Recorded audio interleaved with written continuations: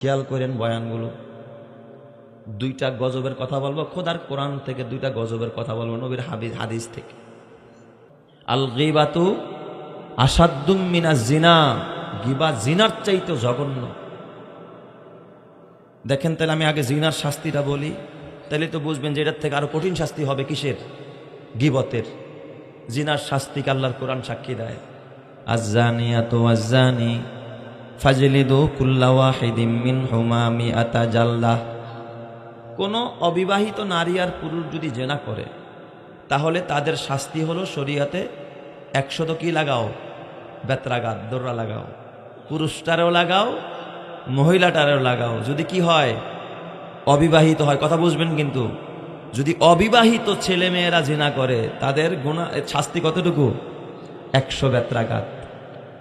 আর যদি বিয়ের পরে কেউ পরকিয়া করে, বিয়ের পরে যদি কেউ জিনা করে, বিয়ের পরে যদি কেউ পরকিয়া প্রেম করে, তাদের ব্যাপারে শাস্তি কি? আশ-শাইখু ওয়াশ-শাইখাতু ইজা জানায়া ফারজুমুহুমা। কয়, যদি কোনো বিবাহিত পুরুষ অথবা বিবাহিত নারী এরা যদি পরকিয়ায় জড়ায়, কোনো জিনা ব্যভিচারে জড়ায়, এদেরকে পাথর মেরে হত্যা করে দাও। এই বিধান আমার। কথা কয় না, এই বিধান আমার। এই বিধান আপনাদের সুগন্ধির আজকের এই মাহফিলের সভাপতির। এই বিধানদাতাকে আওয়াজ দিয়ে বলতে হবে, বিধানদাতাকে। বিবাহিত পুরুষ অথবা বিবাহিত নারীরা যদি পরস্পরে মেলামেশা করে, ব্যভিচার করে, তারপরে যদি তারা পরকিয়া করে, তাদের শাস্তি কি? 100 বেত্রাঘাত দিলেও ক্ষমা হবে না। কোমর পর্যন্ত মাটিতে গেড়ে তারপরে চতুর্দিক থেকে পাথর মেরে এদেরকে কি করে দাও? হত্যা করে দাও। এটা ইসলামের বিধান, কোরআনের বিধান, শরীয়তের বিধান। তাইলে এই গীবাত সম্পর্কে আল্লাহর নবী কয়, আল গীবাতু আসাদ্দুম মিনাজ জিনা। গীবাত হলো জিনার চাইতেও জঘন্য। কেন? তার মানে মৃত্যুদণ্ড দেয় যেই দর্শনের কারণে, বা বিবাহিত মানুষ যদি জিনা ব্যভিচার করে তাদেরকে মৃত্যুদণ্ড দেয়, তার চাইতেও জঘন্য কেন? কয়েকটা কারণ আছে। সে কারণটা কি? আরে মানুষ তো জিনা ব্যভিচার করলে বুঝে যেটা আমি গুনাহ করছি, এটার জন্য লাস্টে হোক ফার্স্টে হোক একটা সময় সে আল্লাহর কাছে কি চায়? মাপ চায়। মাপ চায় না? তওবা করে, আল্লাহ আমারে মাফ করে দাও। আল্লাহ তো বড় দয়ালু, বড় মেহেরবান। আল্লাহ তাআলা ইন্নাল্লাহা তাওয়াবুর রহিম। আল্লাহ বড় দয়াশীল, অনুগ্রহশীল, চাইলেই বান্দারে মাফ করে দেয়। সুবহানাল্লাহ। এই জিনার গুনাহটা আল্লাহ মাফ করতে পারে, কারণ এটা বান্দার হক না, এটা আল্লাহর হক। এটা কার হক? আল্লাহর হক। কিন্তু গীবাত করছেন, এটা আল্লাহ জীবনও মাফ করতে পারবে না, মাফ করবে না। এটা বান্দার হক, এটা আল্লাহর হক না। আপনি যার গীবাত করলেন তার হক নষ্ট করেছেন, সে যতদিন আপনারে ক্ষমা না করবে, এই পাপের কোনো ক্ষমা হবে না। কিয়ামতের ময়দানে বেশিরভাগ মানুষ গীবাতের কারণে জাহান্নামের আগুনে জ্বলবে। আপনি গীবাত কইরা কামডা করলো কি চেয়ারম্যান সাহেব, হ্যার মাইয়াটা এমনি বাইরে গেল, এমনি ত্রাণের মালগুলো মাইরা খাইল।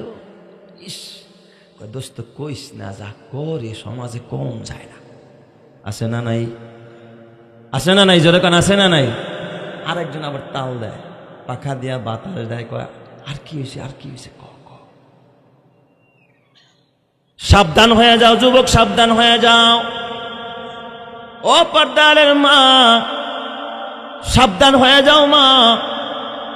জিনার গুনাহ আল্লাহ মাফ করতে পারে, কিন্তু যার গীবাত করলা, এমন মানুষের গীবাত করছো যারে তুমি জীবনের চোখে দেখো নাই।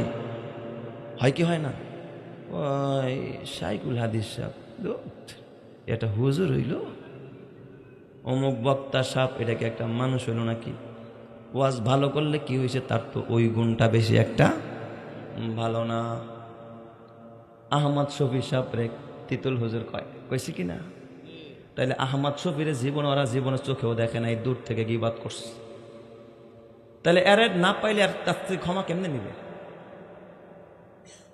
আপনার ঘরের কাছে যে আর গীবাত করছেন, হয়তো ভাইয়ের কাছে যে পাও ধরে মাপ চাইবেন, কিন্তু দূরের একটা বেটা, তার তো গীবাত করে বসছেন। আপনি ফেসবুকে একটা কিছু দেখছেন, দেখছো হ্যাঁ, অমুক বক্তা তার এই দোষ আছে, এতটা বিয়ে করছে, আছে না নাই? এই সমালোচনা করে কি করে না? 3টা বিয়ে করলো, অথচ তার তো আপনি হাতের কাছে পাবেন না। তার গীবাত করলেন, তার কাছে ক্ষমা চাইতে হবে। সে যদি ক্ষমা না করে কিয়ামতের ময়দান আমার আল্লাহ আপনারে ক্ষমা করবে না। তাইলে এই গীবাত, একটা গীবাত আপনাকে খোদার জাহান্নামে নিয়ে যাবে, জাহান্নামের আগুনের মধ্যে আপনারে ফালায়া দিবে। কথা ঠিক না ব্যাঠিক জোরে কর? তাহলে জিনার থেকে গীবাত কি সবচাইতে বড় গুনাহ, বড় গুনাহ, মারাত্মক গুনাহ। এই গুনাহ করলে আপনি এই দুনিয়াতে 4টা বড় বড় গজবের সম্মুখীন হবেন। কয়টা? 4টা। খেয়াল করেন বয়ানগুলো। 2টা গজবের কথা বলবো খোদার কোরআন থেকে, 2টা গজবের কথা বলবো নবীর হাদিস থেকে। কত বড় গজবের সম্মুখীন হবেন আপনি চিন্তাও করেন নাই। আল্লাহ তাআলা সূরা হুজুরাতের 12 নং আয়াতের মধ্যে আল্লাহ বলেন, ওয়ালা ইয়াগতাব বা'দুকুম বা'দা। আল্লাহ ডাইরেক্ট নাহির সিগা ব্যবহার করছে। খবরদার, খবরদার, লা ইয়াগতাব বা'দুকুম বা'দা, একজন আরেকজনের গীবত করবা না। গীবত করতে নিষেধ করছে কে? আল্লাহ। এটা কি আমার বানানো ওয়াজ? এখানে আলেম ওলামার আছে, মসজিদের ইমাম সাহেবের আছে। ওয়ালা ইয়াগতাব বা'দুকুম বা'দা, একজন আরেকজনের গীবত করবা না। আয়ুহিব্বু আহাদুকুম আইয়াকুলা লাহমা আখিহি মাইতান ফাকারিহতুমুহু ওয়াত্তাকুল্লাহ ইন্নাল্লাহা তাওয়াবুর রহিম। কয় তুমি যদি একজন আরেকজনের গীবত করো, তাহলে যার গীবত করলা, তাইলে তোমার ওই ভাই মরে গেলে মরা মানুষের পচা গোশত তুমি যেন চিবায়া চিবায়া খাইলা। আমরা তো গরুর গোশত, গরু মরে গেলে মরা গরুর গোশত খাই, এ কথা কন নাকি? আমি আপনার 500 টাকা দিব, মরা গরুর 1 কেজি গোশত খাইবেন? খাবেন? একটা পোলট্রি মুরগি মরে গেলে আপনি খাবেননি? গরুটা এখনো মরে নাই, অসুস্থ হইয়া পা দাপড়াইতেছে, এই অবস্থায় যদি জবাই দেয়, গোশত মানুষ শখ কইরা খায় না, ঠিক না? গরুর গোশত মরাটা খান না, সেখানে মরা ভাইয়ের যার গীবত করলেন তার পচা গান্দা পুষ সহ, দুর্গন্ধ কয় পোকা মাকড় সহ ওই গোশত খাওয়াবে আল্লাহ তাআলা। এটা আমার বানানো ওয়াজ নয়, ডাইরেক্ট আল্লাহর কথা। কথা ঠিক না ব্যাঠিক যেটা? আল্লাহর কোরআন বলে, আয়ুহিব্বু আহাদুকুম আইয়াকুলা লাহমা আখিহি, তোমরা কি চাও যে তুমি তোমার মৃত ভাইয়ের, মরা ভাইয়ের গোশত খাইবা? ফাকারিহতুমুহু, কয়টা তো তোমরা অপছন্দ করো, এটা কোনোদিন খাইবা না। তাহলে তুমি যখন যেই ভাইয়ের গীবত করলা, তুমি ওই যে সলিমউদ্দিনের গীবত করলা, তাহলে সলিমউদ্দিন মইরা গেলে, পয়চা গেলে, ওর পচা লাশটারে যেন তুমি কামড়ায় কামড়ায় খাইলা। তুমি কত বড় জালেম! কুত্তাও দেখবেন লাশ বেশি পয়সা গেলে এটার কাছে যায়। আর মানুষ হইয়া মানুষের গীবত করে, এরা কুত্তার চাইতেও খারাপ, এরা ছাগলের চাইতেও খারাপ, এরা গরুর চাইতেও খারাপ। কথা ঠিক না ব্যাঠিক জোরে কর?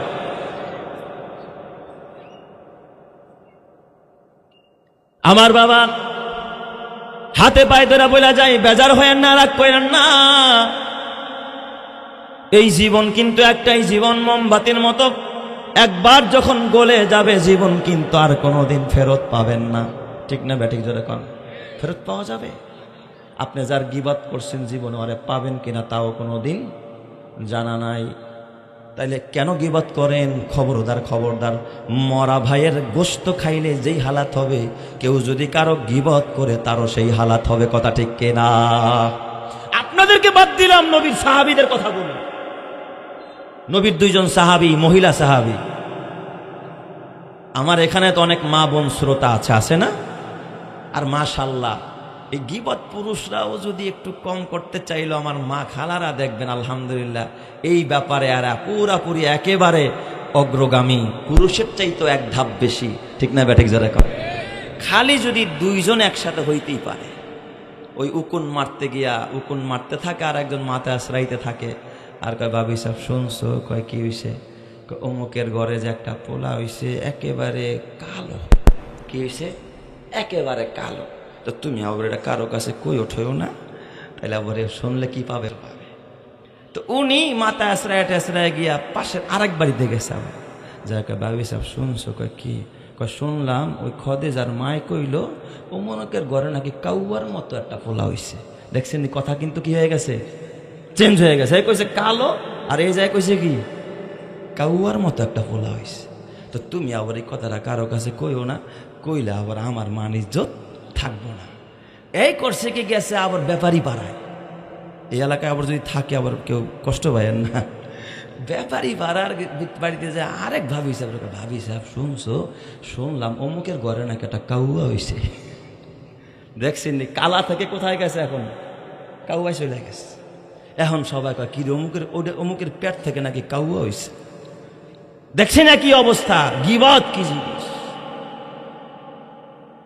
এই জন্য আমার মাকে ডাক দিয়া বলবো, মা ও পর্দারের মা, মা গো গীবত করা যাবে না মা। সময় পাইলে বৈশা বৈশা রবের নামের জিকির করো, রবের নামের তাসবিহ পড়ো, কেউ কারো দোষ চর্চা করবা না। কিন্তু এমন মা আছে দেখবেন, অন্যের দোষ বলে তো বলে, ঘরের স্বামীর দোষটা আরো সবার আগে আছে না নাই? এই দুই মহিলা একসাথে খালি স্বামীর বদনাম শুরু করে দেয়, এত গোপন কথা কয়, আস্তাগফিরুল্লাহ। যেটা বলা একে তো হারাম, স্বামীর সব বিষয় গোপনীয় বিষয় স্ত্রীর কাছে আমানত, স্ত্রীরটা স্বামীর কাছে আমানত।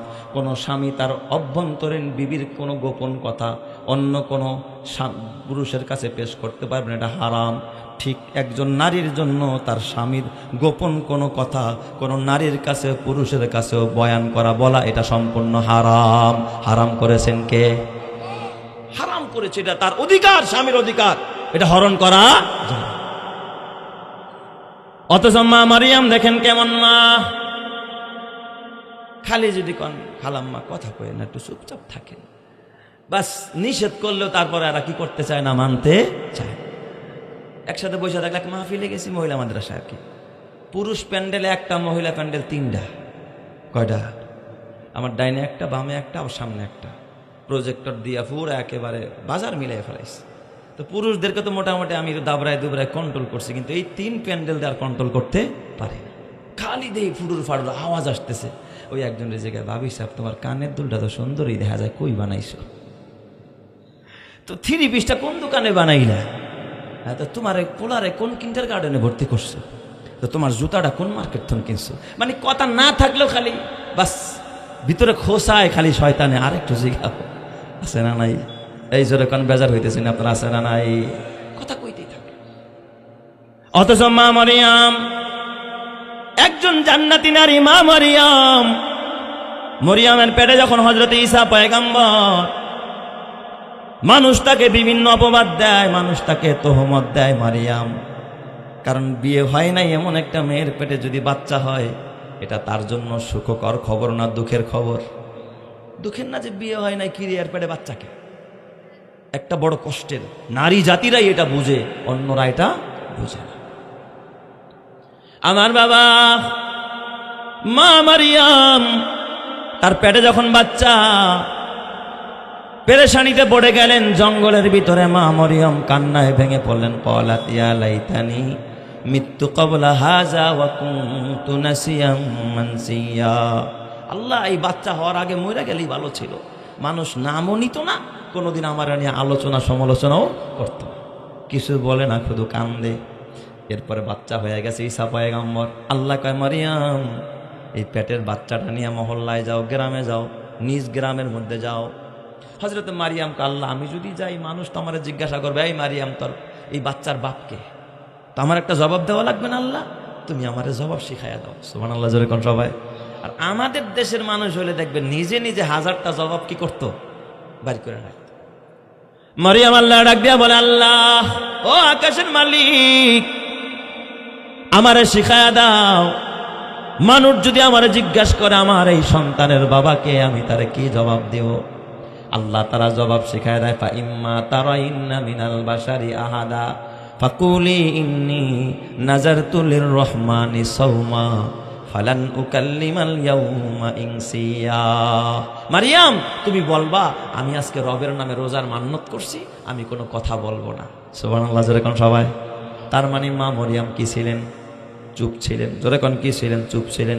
এই জন্য নবী আমার হাদিসের মধ্যে বলে, মান সমাতা নাজাত, যে চুপ থাকে সে কি পায়? নাজাত পায়। আর যে বেশি বকবক করে, কথা বলতে গেলেই বিপদ, নিয়ে চুপ থাকবেন। এই জন্য নবীজি হাদিসে বলছে, মাই আজমানলি মা বাইনা লাহিয়াইহি ওয়া মা বাইনা রিজলাইহি আজমানু লাহুল জান্নাহ। যেই ব্যক্তি জবানকে কন্ট্রোল করবে, বেশি কথা বলবে না, চুপচাপ থাকবে, এবং যৌন অঙ্গ লজ্জাস্থানকে কন্ট্রোল করবে, এই দুই অঙ্গকে যে কন্ট্রোল করবে, আমি মুহাম্মদ তার জান্নাতের গ্যারান্টি দাতা, তার জান্নাতের জামিনদার হয়ে গেলাম। চিৎকার মেরে কন আল্লাহু আকবার। নবীজি তার জান্নাতের জামিনদার হয়। একটু রিবাব বাড়ায় দেন মাইকের। এ আমার যুবক ভাই, হাতে পায়ে ধরা বলে যায়, মা মারিয়াম কথা বলেন নাই। নবীর যুগে দুইজন সাহাবিয়া, মহিলা সাহাবী, রোজা রাখছে। রোজা রাইখা দুইজন মানুষ কথা বলতেছে। দুইজন নারী সাহাবী, মহিলা সাহাবী, মসজিদের ভিতরে দুইজন পরস্পরের মধ্যে কথা বলতেছে। কথা প্রসঙ্গে একটু ডান বাম বলে ফেলাইছে, আর একজনের বদনাম করে ফেলাইছে, গীবত করে ফেলাইছে। বিশ্ব নবীজি আওয়াজ পাইলেন তাদের কথার ভিতরে কি আছে? গীবত আছে। নবীজি তাদেরকে কাছে ডাকাইলেন। হাদিসটা কিন্তু সহি হাদিস বাবা, খেয়াল করবেন। নবীজি কাছে ডাকাইয়া এক সাহাবীকে ডাক দিলেন, সাহাবী জলদি যাও, দুইটা পাত্র নিয়ে আসো। দুইটা পাত্র নিয়ে আসা হলো। একজনকে বললেন তুমি এটার মধ্যে বমি করো, আরেকজনকেও বললেন তুমি এটার মধ্যে বমি করো। কি করছো তোমরা? গীবত করছো। গীবত করছো মানে যার গীবত করছো তার মরা শরীরের দেহের গোস্তগুলো চিবায়া চিবায়া খাইছো। মুসলিম শরীফের হাদিস, আবু দাউদের হাদিস। নবীজি একজনকে বমি করাইলেন। কি আজব রে বাবা! কোন বাংলা কিতাবের বানোয়াটি কোন গল্প আমি বলি না। বমি করার সাথে সাথে বলের ভিতরে তাকায়া দেখলেন পচা গোস্ত, পুজ আর রক্তগুলো বের হইছে। ডাইরেক্ট নবীজি নিজের চোখে দেখছে, সাহাবায়ে কেরাম দেখছে, পচা গোস্ত, পুজ আর রক্তগুলো খান্ডা খান্ডা ওই বলের মধ্যে বের হইছে। আরেকজন কয় তুমিও, যিনি শুনছে গীবত, কয় তুমিও বমি করো। সেও বমি করছে। ঠিক তার পেটের ভিতর থেকে পুজ আর রক্ত আর পচা গোস্তগুলো বের হইছে। নবীজি নাকের মধ্যে কাপড় দিয়া দিলেন, দুর্গন্ধ সহ্য হয় না। এই জন্য আল্লাহ কয়, আয়ুহিব্বু আহাদুকুম আইয়াকুলা লাহমা আখিহি মাইতান ফাকারিহতুমুহু ওয়াত্তাকুল্লাহ ইন্নাল্লাহা তাওয়াবুর রহিম।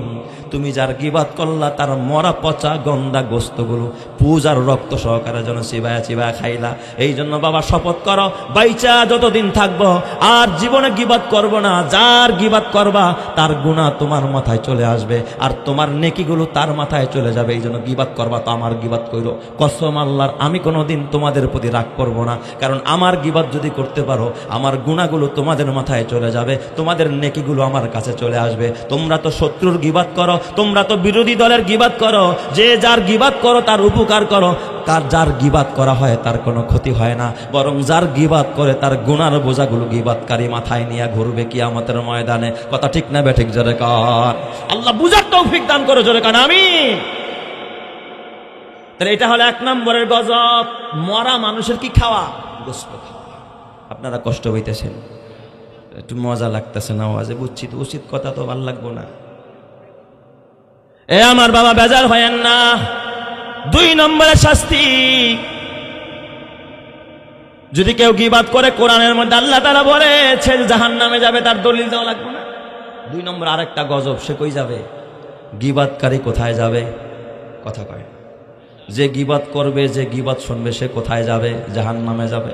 এই কথার দলিল লাগবে কি লাগবে না? আছে না? দলিল লাগবে, অবশ্যই দলিল লাগবে। দলিল ছাড়া তো কথা বলা যাবে না। সূরা হুমাজা, কোরআনে একটা সূরা আছে, সূরার নাম কি? সূরাতুল হুমাজা। পারেন আপনারা? যেটাকে আপনারা ওয়াইলুল্লি কুল্লি সূরা কয়, আপনারা এটা কইলে চিনবেন।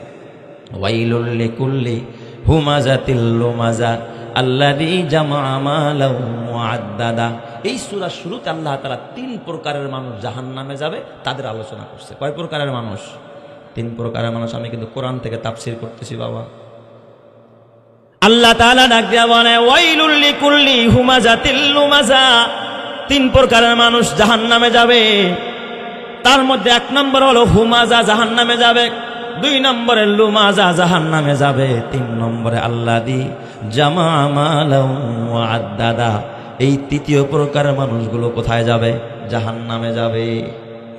আমার বাবা বেজার হয়েন না, আপনারা আমার বাবার বয়সী মানুষ, আমার ভাইয়ের বয়সী মানুষ, আমার বন্ধুর মতো মানুষ, আমার ভাতিজার মতো মানুষ। খবরদার, জীবনটারে ধ্বংস করে ফেললেন। যত গীবাত করবেন তত জীবনটারে ধ্বংস করে ফেলবেন। আল্লাহ তুমি গীবাতের ভয়াবহতা থেকে আমাদের হেফাজত করো। জোরে কান আমিন, আরো জোরে কান আমিন। কয়টা শাস্তির কথা বললাম? 2টা। 3 নম্বর আরেকটা শাস্তি। হাদিস থেকে বলছিলাম 2টা শাস্তির কথা শোনাবো। বিশ্ব নবীজি সাহাবীদেরকে নিয়ে রাস্তা দিয়ে হাঁটতেছিলেন।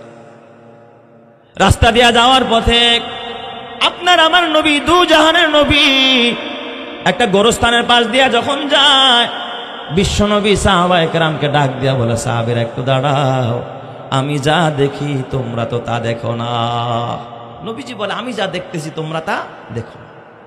নবীজি আমার ডাক দিয়া বলেন, ও সাহাবীরা, আমি এই গোরস্থানের ভিতরে যখন তাকাইলাম, 2টা কবরের দিকে তাকায় দেখি ধাও ধাও করে আগুন জ্বলতেছে। ওই কবরের ভিতরে কবরবাসীরা হাই হুতাশ করতেছে, চিৎকার মেরে কান্না করতেছে। এত ভয়াবহ আযাব, খুব বিকট আওয়াজ, কঠিন কঠিন শাস্তি হচ্ছে কবরের ভিতরে, কঠিন আযাব হইতেছে। সাহাবায়ে কেরাম কেঁদে দিলেন, ইয়া রাসূলুল্লাহ, ইয়া হাবিবাল্লাহ, ও গো নবীজি, আপনি যা দেখেন আমরা তা দেখি না, তবে নবী গো আপনার কথা প্রতি আমরা পুরাপুরি মানানি।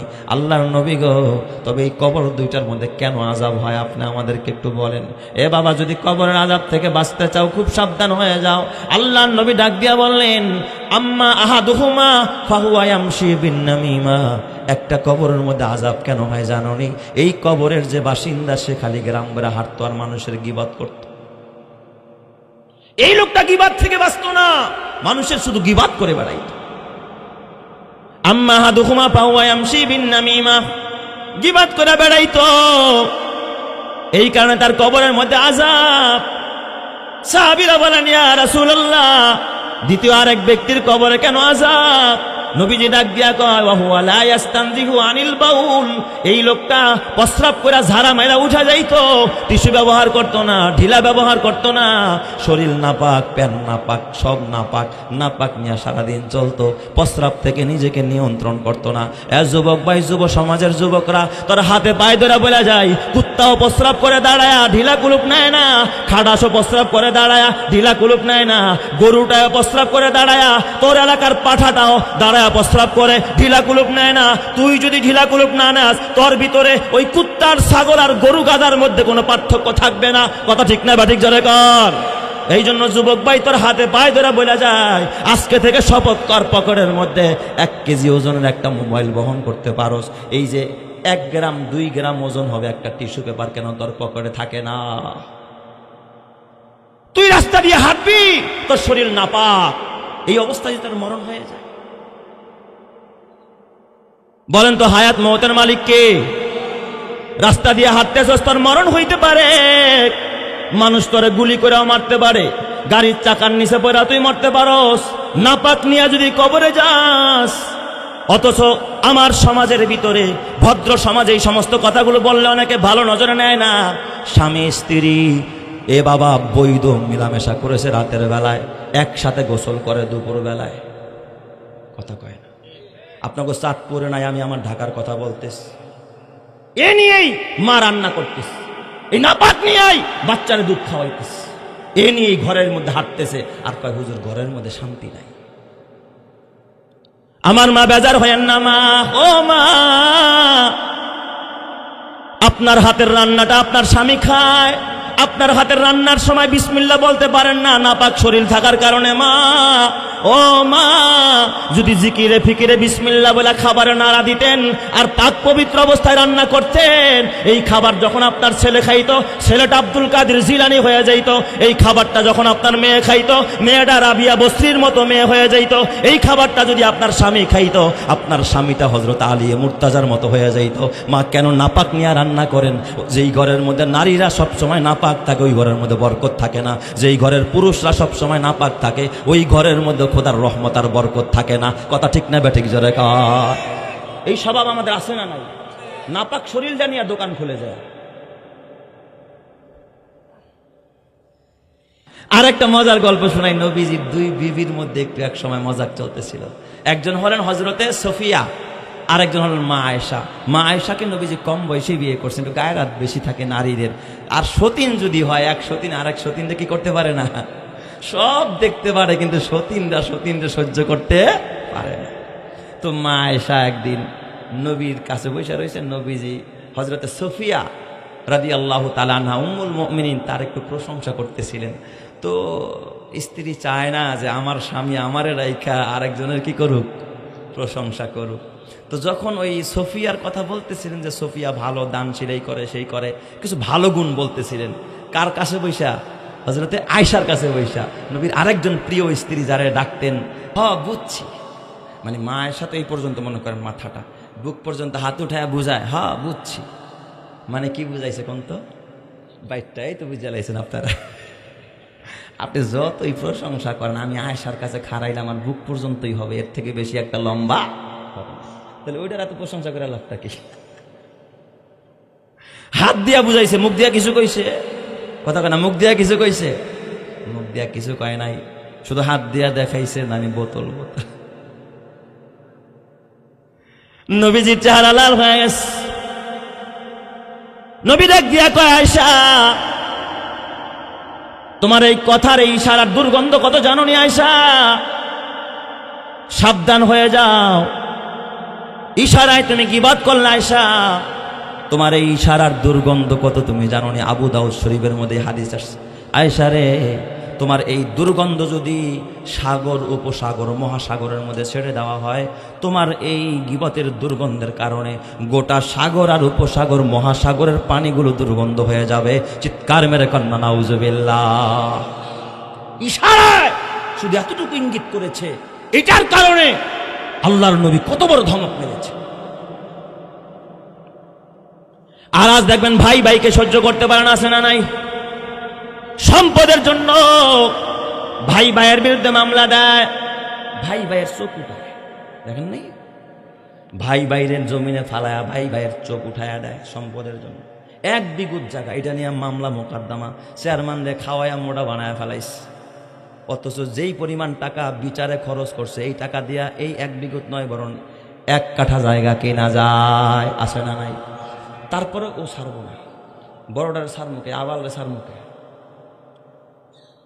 সাবধান হয়ে যাও, ভালো হয়ে যাও মুমিন। না না না, আল্লাহর রাসূল বলে, ইরহামু মান ফিল আরদি ইয়ারহামুকুম মান ফিস সামা।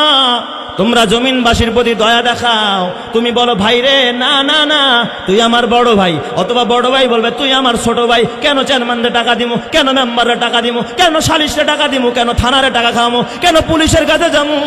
আয় ভাই আয়, 1 বিঘাত বেশি খাইলে তুই খাবি, 1 ফিট বেশি খাইলে তুই খাবি, 1 ফিট কম খাইলে আমি খাম। যা, এই 1 ফিট জায়গা তোরে ছেড়ে দিলাম, তুই আর আমি গলাগালি ধরলাম, মীমাংসা হয়ে গেলাম, কসম আল্লাহ, ওই ঘরের মধ্যে খোদার রহমত বর্ষিত হবে। কথা ঠিক না ব্যাঠিক? জোরে কার।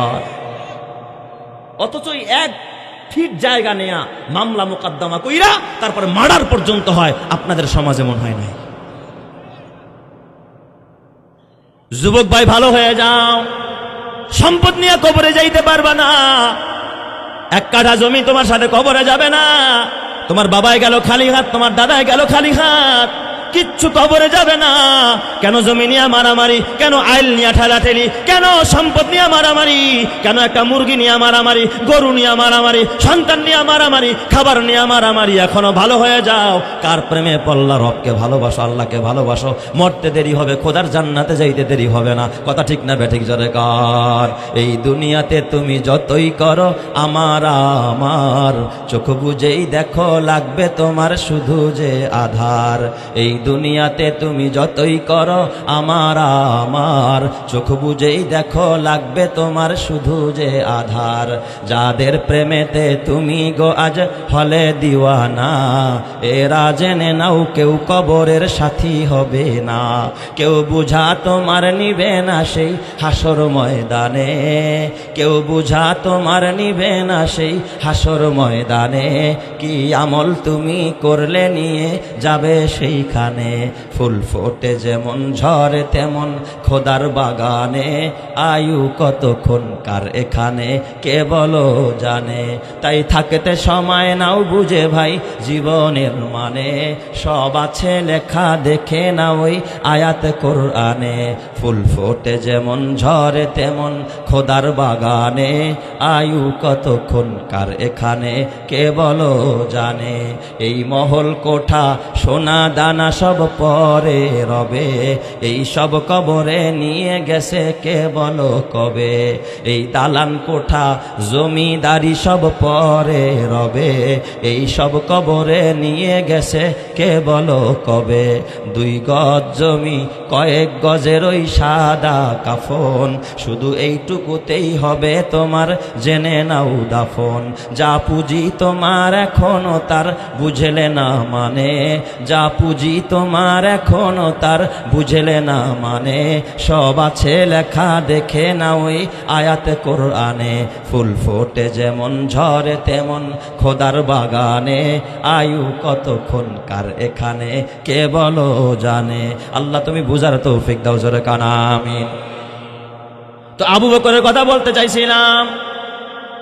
সিদ্দিক আকবর আবু বকর সিদ্দিক নবীজির একজন শ্বশুর আব্বা, আবার প্রিয় সাহাবী। আরেকজন শ্বশুরের নাম হযরত ওমর ফারুক। একদিক দিয়া নবীর শ্বশুর, আরেক দিক দিয়ে আবার নবীর সাহাবী মা হাফসার বাবা। একজন আয়েশার বাবা আর একজন মা হাফসার বাবা। মা আয়েশার সাথে হাফসার বড় মিল ছিল, 9টা হুজরা পাশাপাশি ছিল, কিন্তু মা হাফসার হুজরাটা, মা হাফসার রুমটা আর মা আয়েশার রুমটা পাশাপাশি ছিল। সুবহানাল্লাহ। এই মা হাফসার সাথে মা আয়েশার একটু সম্পর্ক বেশি ছিল। 9 জন বিবির মধ্যে একটা সময় 7 জন গেছে একদিকে, মা আয়েশা আর মা হাফসা ছিল একদিকে। সুবহানাল্লাহ জোরে কোন সবাই। এটারও কারণ আছে, কারণ তাদের দুইজনের বাবের মধ্যে কি আছে, মিল আছে। আবু বকরের সাথে ওমরের একটা দোস্তি আছে। 2 বিয়াই, আমার মাইয়াও দিছি নবীর কাছে, তোমার মাইয়াও দিছো কার কাছে, নবীর কাছে। এইজন দুজন কি হয়, বিয়াই হয়। বিয়ের সম্পর্কটাও একটা মজার সম্পর্ক, দারুণ সম্পর্ক।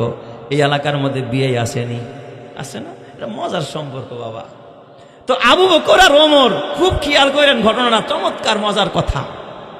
আবু বকর আর ওমর একদিন বৈশা বৈশা খুনসুটি করতেছে, 2 বিয়াই, নবীর 2 সাহাবী, বড় বড় 2 খলিফা। আবু বকর ডাক দিয়া কয়, বিয়াই সাহেব, ওমর, বন্ধুত্ব তো মোটামুটি কম না আপনার লগে আমার, আরেকটু শক্ত করি। কয় কেমনে? কয় আপনি আর আমি 2 জনে মিলে একটা যৌথ ব্যবসা করি। সুবহানাল্লাহ বলবেন না সবাই? আরেকটু জোরে কোন সুবহানাল্লাহ। কি ব্যবসা করতে চান দোস্ত? কয় শোনো বিয়াই, এই তুমি অর্ধেক টাকা দিবা, আমি অর্ধেক টাকা দিব, একটা গোলাম কিনবো, একটা গোলাম কিনা এইটা দিয়ে তুমিও খেদমত নিবা, আমিও নিব। তাইলে যদি 2 জনে যৌথ ব্যবসা করি, এমনি তো একটা সম্পর্ক আছে, এই ব্যবসাটা শুরু করলে আরো সম্পর্ক বেড়ে যাবে, ঠিক না বেঠিক জোরে কান? তবে সাহাবায়ে কেরাম কোনো কাজ পারিবারিক হোক বা ব্যক্তিগত হোক বা সামাজিক হোক বা আন্তর্জাতিক হোক, কোনো কাজ নবীর পরামর্শ ছাড়া সাহাবীরা করে না। আবু বকর কয়, বিয়ে সাহেব, ওমর আপনি যা কইছেন ঠিক আছে, দেখি আমি একটু নবীর সাথে পরামর্শ করি। সুবহানাল্লাহ জোরে কোন সবাই? আপনাদের কি মনোযোগ আছে? আমার সাথে আছেন সবাই? শেষ পর্যন্ত থাকবেন? হ্যাঁ, হুঁশ আছে আপনাদের? আচ্ছা, কারা কারা থাকবেন না একটু হাত উঠান তো দেখি।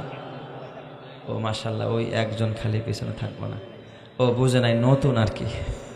আল্লাহ বোঝার তৌফিক দাও, জোরে কানা আমিন। তো হযরতে আবু বকর কয়, আমি একটু নবীরে জিজ্ঞাসা করি, এরপরে ব্যবসাটা শুরু করি আর কি। ইমাম রে জিজ্ঞাসা করে লইয়েন আর আলেম ওলামারে জিগায়েন, বরকত পাবেন, ঠিক না বে ঠিক? আবু বকর নবীর কাছে গেছে, যা বলতেছে, ফেদাকা বিউম্মি ইয়া রাসূলুল্লাহ, ওগো নবীজি, ওমরের লগে আমার একটা দোস্তি সম্পর্ক, বিয়াই সম্পর্ক, এটা আরো মজবুত বানাইতে চাই। ওমর আর আমি 2 জনে মিলে একটা ভাগে গোলাম কিনতে চাই। অভাবের সময় জানেননি, গ্রামগঞ্জে যখন মানুষ গরুর লাঙ্গল দিয়ে হাল বাইতো, বলদ থাকতো না, 2 জনে মিলে একটা বলদ কিনতো, আসে না নাই? গেছে না একটা, দেখছেন আপনারা? ভাগে নৌকা কিনতো, ভাগে গাড়ি কিনতো, ভাগে ব্যবসা করতো, আসে না? ওই 2 জনে মিলে একটা কি কিনতে চাই, গোলাম। আগের যুগে গোলাম বিক্রি হইতো, এটা দিয়ে কাজ বাজ করতো। নবী আমার ডাক দিয়া কয়, আবু বকর, এই কাজের মধ্যে আপনাকে যাওয়ার দরকার নেই। নবী কিন্তু কি করছে না করছে, নবী কি করছে, এই দরকার নাই, এই ব্যবসা বাণিজ্যের জন্য ভাগাভাগি করে দরকার নাই, এর মধ্যে কি নাই, দরকার নেই, আপনার এর মধ্যে জড়ায়েন না, তো যেমনি আছেন এমনি থাকেন। সুবহানাল্লাহ, জোরে কোন সবাই। আবু বকর ডাক দিয়া বললেন, ইয়া রাসূলুল্লাহ, নবী গো, আপনার পরামর্শ ছাড়া তো আমি কোনো কাজ করি না, আজকেও করব না। তবে নবীজি কেন করব না, কেন না করলেন, কারণ বলতে হবে আমারে, তো একটা হিকমত আছে না, কি কারণে আপনি না করছেন?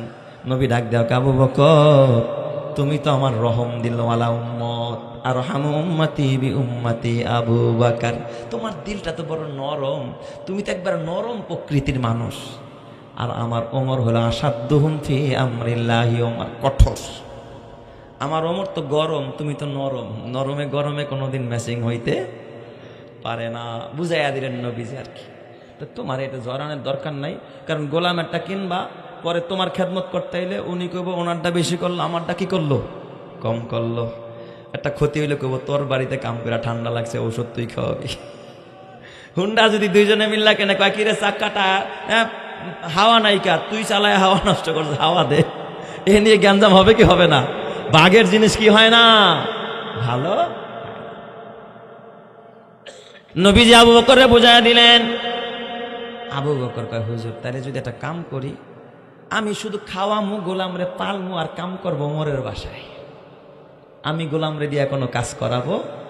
দেখছেন নি সাহাবীদের ইসার আলার নাফস, খাওয়ামু, আমি কিনবো, টাকা পয়সাও দিব, কিন্তু আমি গোলামরে দিয়া কিনিম না, কোনো কাজ নিব না, সারাক্ষণ মোরের বাড়িতে কাজ করবো, খাইবো আমার ঘরে। এমন যদি হয় তাইলে কোনো সমস্যা নাই, তাহলে তো ঝগড়া লাগবো নাকি, টাইম নিয়ে ঝগড়া লাগবো, লাগবে না। এমন যদি হয় তাহলে করতে পারো, কিন্তু শুরুতে নবী কি করছে, নিষেধ করছে। আচ্ছা, এই পরামর্শ নিয়ে আবু বকর চলে গেছে।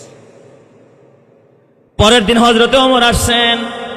ওমর আইসা নবীকে জিজ্ঞাসা করে, ফেদা কাবি ওমিয়া রাসূলুল্লাহ, ওগো নবীজি, আমি আবু বকরের সাথে একটা পরামর্শ করলাম, গোলাম একটা যৌথ কিনতে চাই, এই গোলাম দুইজনের টাকা দিয়া কিনবো, দুজনের খেদমত করবে। নবী আপনি পরামর্শ দেন, আমি গোলাম কিনবো কিনা। নবীজি ওমর একই পরামর্শ দিল, দরকার নাই, যৌথ ব্যবসা না করাই ভালো। কয় না হুজুর, কোনো সমস্যা নাই, পেরেশানি নাই, খাইবো আমার ঘরে, কিন্তু কাম করবো আবু বকরের ঘরে। দেখছেন নি ভাই ভাই কেমন মিল, নিজে চায় না আমি না খায়া হারে খাওয়ামু। এই তরিকা যদি আপনার ঘরের ভাই ভাইয়ের মধ্যে আসা যায়, জীবনে কোনোদিন ভাই ভাইয়ের মধ্যে মারামারি কাটাকাটি থাকবে না। কাম করব হ্যার ঘরে, খাইব আমার ঘরে। আর আমরা যদি ওই ব্যক্তি কাম করো, খাইতে হস আমার ঘরে, খাওয়ান ডাক্কেলে দিব, ঠিক এইভাবে দেখাইব। আল্লাহ তুমি হেদায়েত দাও, জোরে কানা আমিন। বিশেষ করে যদি মনে করেন ফুপুরা আসে, বেজার হয়েন না, কারণ এক সময় এই বাড়ির মেয়ে ছিল ফুপুরা, তাই না? এখন ফুপুরা বুড়া হয়ে গেছে। আইসা যদি ওই যে ছোট ভাবির লাগে, ফুপুর মানে তার তো কি হয়, ভাই ছোট ভাইয়ের বোন লাগে, একটু রান্না বান্না কোটা বাটা করছে, কিন্তু খাওয়ার টাইমে আইসা মাইজে বাড়ি করে। তখন মাইজে বাড়ির ভাবি কয়, বাইরে যায় দেখছো তোমার বই নে আইয়া ওই ব্যক্তি কোটা বাটা করে এখন খাওয়ানোর সময় স্যার আমার ঘরে আইসে। ঠিক বললাম না ঠিক বললাম? চোখ উল্টায় চোখ পোল্টি নিয়ে কথা কয়। বেজার হয়েন না, রাগ করেন না আমার বাবা। হযরত ওমর ডাক দিয়া কয়, নবীজি সমস্যা তৈরি হবে যদি আমরা টাইম নিয়ে কি করি, কারাকারি করি। হুজুর খাইব আমার ঘরে, কাম করব কার ঘরে? আবু বকরের ঘরে। ঠিক আবু বকরের একই বক্তব্য, খাইব আমার ঘরে, কাম করব কার ঘরে? ওমরের ঘরে। দুইজনের নিয়ত ভালো না খারাপ? আরো জোরে কান, ভালো না খারাপ? ভালো নিয়ত। এই পরামর্শ ঠিক আছে, তাইলে তোমরা যদি চাও করো। নবীজি আর বাধা দেয় নাই, কিন্তু শুরুতে নবী কি করছে, নিষেধ করেছিল। কিনছে একটা গোলাম, গোলাম কিনা ওমর কয়, আবু বকর ভাই আপনি তো মুরব্বী, তাই আপনার ঘরে আগে যাক, আপনার ঘরের কাম কাজ করুক। গোলামটারে আবু বকরের ঘরে দিয়েছে। খুব খেয়াল করেন বাবা, শিক্ষণীয় ঘটনা। হযরত আবু বকর গোলামরে ঘরে আইনা, এবার আবু বকর গোলামরে মেহমান বানায় বসায়া, ঘরে যে খাবার ছিল, খেজুর ছিল, আর যা যা ছিল, কিছু ছাতু ছিল, গোলামের সামনে পেশ করছে, কয় নাও খানা খাও। কারণ আবু বকর তো আগেই কইছে গোলাম দিয়া কাম করামো না, শুধু খাওয়ামো। কাম করবো কার বাড়িতে? ওমরের বাড়িতে। গোলামরে সকালের নাস্তাটা খুব ভালো করে খাওয়াইছে, যা ছিল আর কি। সাহাবীর ঘরে এমনি তো খাবার নাই, যা ছিল তাই পেট ভরে খাওয়াইছে। খাইতে খাইতে, আর ও তো ক্ষুধার্ত মানুষ, গোলাম মানুষ, বোঝেন না? ওই যে মরা ধরা ছাগল বাজার থেকে কিনে না, যদি ঘাসি বাড়িতে আসে পাইলে দেখবেন মুখ উঠায় না, খাইতে খাইতে এরকম কি হয়ে গেছে, পেটরে ফুলায় ফেলাইছে। গোলাম তেমনি মরা ধরা খানা জীবনে পায় নাই, আজকে ভালো খাওয়ান পাইছে আবু বকরের বাড়িতে এসে। কারণ ওয়াদা করছে খাওয়াইবো, কাম নিব না। খুব মজা করে খাইছে। খাইতে খাইতে ওই 10টায় শুরু করছে, 12টা বাজে এলাইছে আর কি। আস্তে আস্তে খাইছে। কয় ঠিক আছে যাও ওমরের বাড়িতে গিয়া কাম করো। হযরত ওমরের বাড়িতে গেছে। ওমর ডাক দিয়া কয়, ও গোলাম, ঠিক আছে আইসো, এখন তো দুপুরের লাঞ্চের সময় হয়ে গেছে, তা যাও গোসল করে আসো। জলদি যাও বাবা, গোসল করো। গোলামরে গোসল করাইয়া কয়, এখন তো লাঞ্চের টাইম, দুপুরে খাবারের টাইম, ঘরে যা আছে খানা খাও। হেও খানা খাওয়াইতে বসায় দিস। গোলাম তো জীবনে এত ভালো খানা খায় নাই। আজকে দুইজনেই নবীর সাথে প্রতিশ্রুতিবদ্ধ, দুইজনেই খানা খাওয়াবে, একজন আর একজনের আশায় বসে রয়েছে। হে কাম করাইবো, আমি কাম করা মনে এখন খাওয়াইতেছে, ঠেল্লা ঠেল্লা খালি খাওয়ায়। হযরতে ওমরও খাওয়াইতেছে, সুবহানাল্লাহ জোরে কোন সবাই। আর গোলাম তো খাইতে খাইতে পুরো আসর বানায় এলাইছে। আসরের পর ডাক দিয়া কয়, গোলাম যাও আবু বকরের বাড়িতে গিয়া কাজ করো। বাড়ি যাইতে যাইতে মাগরিব হয়ে গেছে। মাগরিবের নামাজের পরে আবু বকর ডাক দিয়ে কয়, গোলাম রে, একটু পর তো রাত্রে ডিনারের সময়, খাবারের সময় হয়ে যাবে, আয় আয়, খাবার রেডি, আমি না খায়া তোরে খাওয়াবো। গোলাম রে সুন্দর করে খাওয়ায়, এও খাওয়ায় সেও খাওয়ায়, দুই বাড়ির কোথাও কাজ করে না। গোলাম তো জীবনে খানা পায় নাই, খাইতে খাইতে গোলামের স্বাস্থ্য বেড়ে গেছে। সুবহানাল্লাহ জোরে কোন সবাই। গোলাম মানুষ জীবনে খানা পায় না, আজকে খানা পাইছে ভালো, খায়া স্বাস্থ্যটা কি হয়ে গেছে, ভালো হয়ে গেছে। এই দিক দিয়া গোলাম চিন্তায় পড়ে গেল, কি রে, সব জায়গায় মানুষ গোলাম কিনে কামের লেগা, এরা দিয়ে আমার কিনছে কি লেগা, খাওয়ানোর লেগা, খালি খাওন আর খাওন, এত খাওন কে? নবীর কাছে গিয়া বিচার দেয়, ইয়া রাসূলুল্লাহ, ইয়া হাবিবাল্লাহ, এটা আপনার কেমন সাহাবী গো, কেউ আমার দিয়া কাজ করায় না, আমার দিয়া যদি একটু কাজ করাই তো আমার শরীরটা হালকা হইতো, শরীরটা চাঙ্গা হইতো। নবীজি, আমার শরীরটা তো মোটা হইতো না, আমি আর একটু স্লিম থাকতাম, আমার দিয়া কেউ কাজ করায় না। নবী আমার ডাক দেখা, গোলাম রে, ও গোলাম, মাঝে মাঝে চেষ্টা করবা কাজ করতে, তবে যাও যাও, কিছুদিন পরে একটা সফর আছে, আমি নবীও যাব জিহাদের ময়দানে, ওই সফরে আবু বকরও যাবে, ওমরও যাবে, আমিও যাব। ওই সফরের মধ্যে তোমার দুই মালিকের বোঝা বহন করতে পারবা কিনা? কয়, ইয়া রাসূলুল্লাহ, অবশ্যই আমি বোঝা বহন করতে পারবো। চিৎকার মেরে কান্না, আল্লাহু আকবার। জিহাদের ময়দানে এক সফরে যাবে, দীর্ঘ সফর। নবীজি ওই সফরে আছেন, আবু বকর ওমরও আছে। গাট্টি গুট্টি নিয়ে সবাই রওনা করছে। গোলাম গেছে আবু বকরের কাছে, কয়, ও আমার মনিব, আপনার গাট্টিটা আমার কাছে দেন, আমি নেই। যাইয়া দেখে আবু বকর নিজের গাট্টিও নিছে, গোলামের ব্যাগটাও হাতে নিছে, নিজেরটাও টানতেছে, গোলামেরটাও টানতেছে। কয়, এই দুইটাই আমার কাছে দেন। কয়, না না, তোমার নেওয়া লাগবে না, তোমার কাম করতে হইব না। সুবহানাল্লাহ, যখন সবাই গেছে ওমরের কাছে, যায় দেখে ওমরের কাছেও গাট্টি দুইটা, একটা হলো ওমরের গাট্টি, আর একটা হলো হযরতে ওই গোলামের গাঠরি। গোলাম বিপাবে করে গেল, এইটাও দেয় না, ওইটাও দেয় না। কয়, তোমার নেওয়া লাগবে না, তুমি আমাদের সাথে এমনি চলো। সুবহানাল্লাহ, জোরে কোন সবাই। কারণ এই গোলাম কিনার ব্যাপারে পরামর্শ দিছে বিশ্ব নবী। জোরে কোন আল্লাহু আকবার। জিহাদের ময়দানে এই জিহাদের সম্পূর্ণ ব্যয়ভারের দায়িত্ব ছিল আবু বকর আর ওমরের কাছে। এরা তো সঠিক হিসাব করে। রাতের বেলায় হযরত আবু বকর আর ওমর হিসাব করতেছে, পথিমধ্যে মঞ্জিলের মধ্যে বৈশা, তাবুর মধ্যে বৈশা, কোন জায়গায় কয় টাকার বাজার করলো, কয় টাকা খাইলো, হিসাব দেওয়া লাগবে কি লাগবে না। নাকি ওই যে জিহাদের ময়দানে মানুষ দান করছে সব খায়া শেষ করে দিবে, তাই নাকি? না না না, হিসাব করতে করতে রাত গভীর হয়ে গেছে। হঠাৎ তাহাজ্জুদের টাইম হয়ে গেছে। দুইজন দেখে হিসাব করতে গিয়ে তাবুর মধ্যে ঘামায়া গেছে। গোলামটা এবার তো মোটা মানুষ, চিন্তা করলো, হায় হায়, এখন আমার মনিব দয় এখানে বসে হিসাব করে, জীবনে খেদমত করলাম না, তাইলে একটু পাখা নিয়ে আমার মনিব দয় দুইজন এক জায়গায় বসা, দুইজন একসাথে বাতাস দেই। গোলাম দাঁড়ায় দাঁড়ায় পাখা দিয়ে আবু বকর আর ওমরে বাতাস দেয়। চিৎকার মেরে কান্না, আল্লাহু আকবার। তবে মোটা মানুষের একটা স্বভাব দেখবেন, অল্পতেই ঘুমাই সাজায়। ক্লান্ত তো, যে শরীর স্বাস্থ্য বেশি তো একটু ভাইরা গেছে, মেয়াদ হয়ে গেছে তো এখন হাঁপাইতেছে, ঘুমে পড়া যায়, হাত থেকে পাকাটা পড়ে গেছে। গোলাম করছে কি, পাকাটা ফালায় দিয়া পাশেই চিৎপটেং হয়ে শুয়ে রয়েছে। আবু বকর আর ওমর ওই দিক দিয়ে হিসাব করে তাহাজ্জুদের টাইম হয়েছে, তাহাজ্জুদের নামাজ পড়ছে। তাহাজ্জুদের নামাজ পড়ে দেখে ফজরের মাত্র অল্প সময় বাকি আছে, এখন যদি ঘুমাইতে যায় ফজরের খবর থাকবে না, আর ঘুমায় না। যেহেতু না ঘুমাইছে, এখন কোনো কাজ নাই, ফজরের অপেক্ষায় দুই বিয়াই সাপ আবু বকর আর ওমর কথা কয়। খুব খেয়াল করেন, এটাই ছিল আমার বয়ানের মূল লক্ষ্য, এতটুকু কথাই। এখন যেই কথাটা বলবো এটাই আমার আসল কথা। দুই বিয়াই বৈশা রয়েছে কিসের অপেক্ষায়? ফজরের অপেক্ষায়। ফজরের আজান দিলে ফজরের নামাজ পড়ে তারপরে একটু রেস্ট নিব। হযরত ওমর কোনো কাজ নাই, হিসাব নিকাশ কমপ্লিট, তাহাজ্জুদ পড়া শেষ, এখন সুবহে সাদেক হবে, ফজরের আজান হবে, দেখে গোলামে নাক টানতেছে। আছে না এই বিশাল করে গোলামে নাক টানতেছে। হযরত ওমর কয়, আবু বকর ভাই, গোলামটা মনে হয় একটু অলস টাইপের। কি কয়? গোলামটা একটু অলস টাইপ, ও তো উঠতে পারতো, উঠা 2-4 রাকাত তাহাজ্জুদ পড়তে পারতো না? আবু বকর এই কথাটা খালি শুনছে, হাও কয় নাই, নাও কয় নাই, কথার সায়ও দেয় নাই, খালি কি করছে? শুনছে।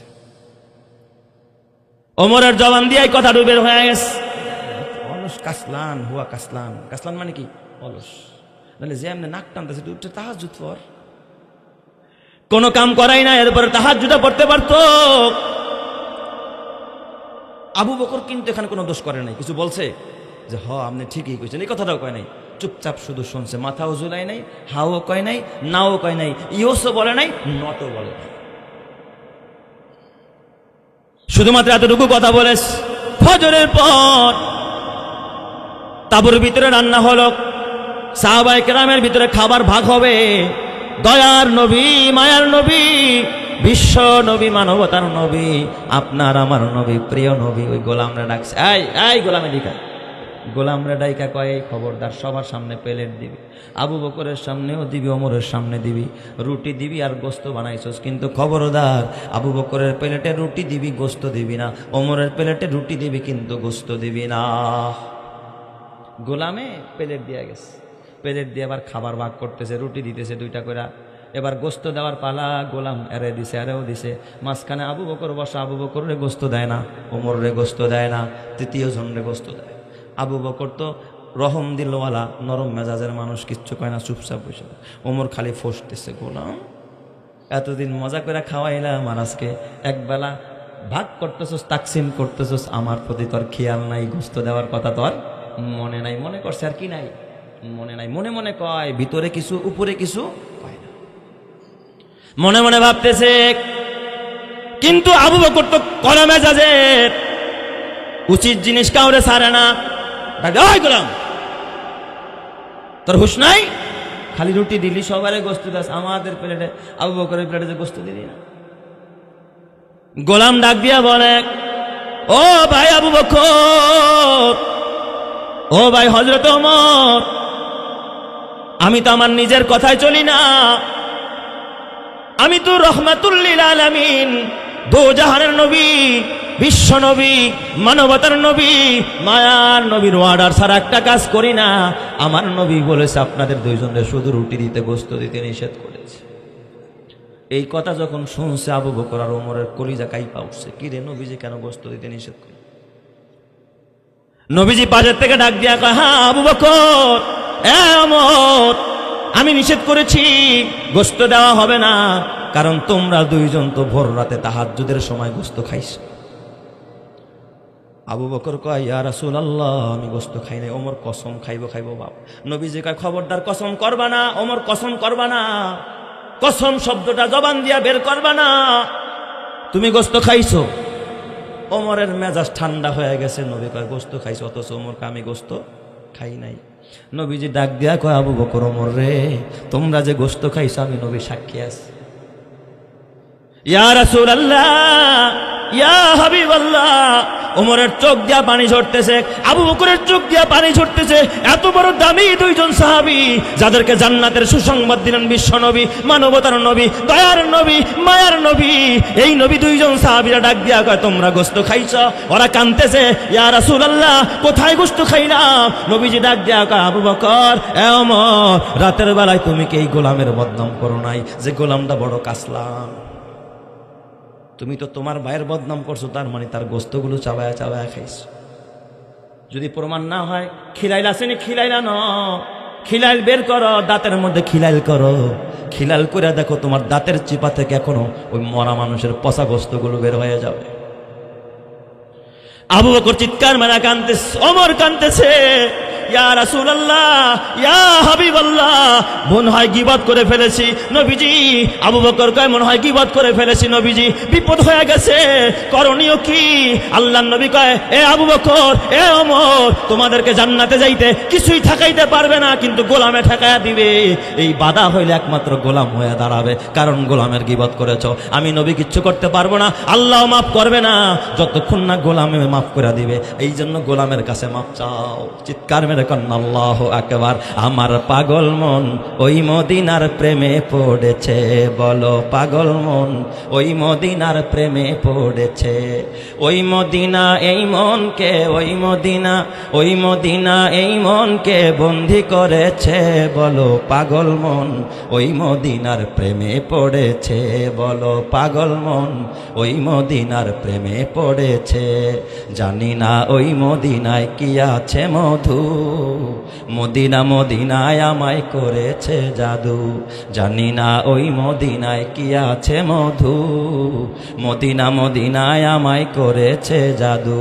বিশ্বজাহান নবীর প্রেমে, বিশ্বজাহান নবীর প্রেমে পাগল হয়েছে, বলো পাগল মন ওই মদিনার প্রেমে পড়েছে, বলো পাগল মন ওই মদিনার প্রেমে পড়েছে, বলো পাগল মন প্রেমে পড়েছে। নবী আমার জানের জান, আমার প্রাণের প্রাণ, নবীজিকে দেখার তরে মন করে আনচান। নবী আমার জানের জান, আমার প্রাণের প্রাণ, নবীজিকে দেখার তরে মন করে আনচান। বিশ্বজাহান নবীর প্রেমে, বিশ্বজাহান নবীর প্রেমে পাগল হয়েছে, বলো পাগল মন ওই মদিনার প্রেমে পড়েছে, বলো পাগল মন ওই মদিনার প্রেমে পড়েছে। ওই মদিনা এই মনকে, ওই মদিনা, ওই মদিনা এই মনকে বন্দি করেছে, বলো পাগল মন ওই মদিনার প্রেমে পড়েছে, বলো পাগল মন ওই মদিনার প্রেমে পড়েছে। আল্লাহ ওই নবীর প্রেম সিনায় দান করো, জোরে কানা আমিন। আরো জোরে বলেন আমিন। এ আমার যুবক ভাই, আর সময় নিব না। নবী আমার ডাক দিয়া গমর, গোলাম যদি মাফ না করে জান্নাতে যাওয়ার রাস্তা নাই, গোলামের কাছে ক্ষমা চাও। হযরত আবু বকর আর ওমর গোলামের কাছে মাফ চায়। চিন্তা করছেন এত বড় জান্নাতের সুসংবাদ প্রাপ্ত সাহাবী, সাহাবী গোলামের কাছে হাত জোড় করে মাফ চায়, গোলাম রে মাফ করে দে, তোর গীবাত করেছি, তোরে কাসলাম বলেছি। এত বড় সাহাবী, এতটুকু কথা। ইমাম সাহেবের সব কিছুই ভালো, কিন্তু ইমাম সাহেব একটু ঢিলা, আসে না নাই বলে কিনা, তার মানে ইমাম সাহেবের কি করলো, সে গীবত করলো। ইমাম সাহেব একজন ঢিলা মানুষ, এটাই বড় গীবত। জাহান্নামে যাওয়ার উপযুক্ত হয়ে গেছো, এতটুকু কথাও বলা যাবে না। আবু বকর ক্ষমা চায়, ওমর ক্ষমা চায়। নবীজি আমার তাকায়া দেখে গোলাম ডাক দিয়া কয়, ইয়া রাসূলুল্লাহ, আপনি কি আমারে ক্ষমা করতে নির্দেশ করেন কিনা? নবী কয়, না, এটা তোমার হক, তুমি চাইলে করতেও পারো, না চাইলে নাও করতে পারো। কয়, নবীজি যদি ডাইরেক্ট নির্দেশ না করেন তাইলে আমি কিন্তু আবু বকর আর ওমরে ক্ষমা করব না। সুবহানাল্লাহ, জোরে কোন সবাই। গোলামে দেখছেন নিজারে কি নামছে, কয় মালিকদেরকে কি করবে না, ক্ষমা করবে। আবু বকর কাঁদতেছে, ওমর কাঁদতেছে, কেন গো এ গোলাম কেন ক্ষমা করবি না? নবী ডাক দিয়া কয়, গোলাম রে, তোদের দুইজন মালিকরে ক্ষমা করে দে। এবার গোলাম ডাক দিয়া কয়, ইয়া রাসূলুল্লাহ, আপনার সাক্ষী রাইকা বললাম আমি ক্ষমা করতে পারি, একটা শর্ত আছে। কয় কি শর্ত? কয় শর্ত হলো আপনি জবান দিয়া বলছেন 10 জন মানুষকে জান্নাতের সুসংবাদ দিয়েছেন যে এই 10 জন মানুষ ডাইরেক্ট খোদার জান্নাতে যাবে। তার মধ্যে 1 নম্বরে আবু বকর, 2 নম্বরে হযরতে ওমর। আমার মালিক হযরতে আবু বকরও জান্নাতি, আমার মালিক হযরত ওমরও জান্নাতি। তারা 2 জন আমারে ওয়াদাবদ্ধ হইতে হবে, আমারে ওয়াদা করতে হবে। তারা যখন জান্নাতে যাবে আমি গোলামের 2টা হাত ধরে আমারে জান্নাতে নেবে কিনা। আমার যদি তারা 2 জনে জান্নাতে নিয়ে যায় আমি গোলামও তাদেরকে মাফ করে দিব, আমি তাদের সাথে খোদার জান্নাতে চলে যাবো। চিৎকার মেরে কন্না আল্লাহু আকবার। আরো জোরে বলেন আল্লাহু আকবার। এ যুবক ভাই, তোর হাতে পায়ে তোরা বলা যায়, এই জন্য নবীর আশিক হয়ে যা, নবীর ভালোবাসা দিনের মধ্যে জায়গা দে। নবীর স্বপ্নে দেখবি, নবীর রওজায় যাবি, নবীর রওজায় গিয়া সালাম দিবি। হাসরের ময়দানে আমার নবী তোর হাউজে কাউসারের পানি পান করাবে। আমার নবী উম্মত বলে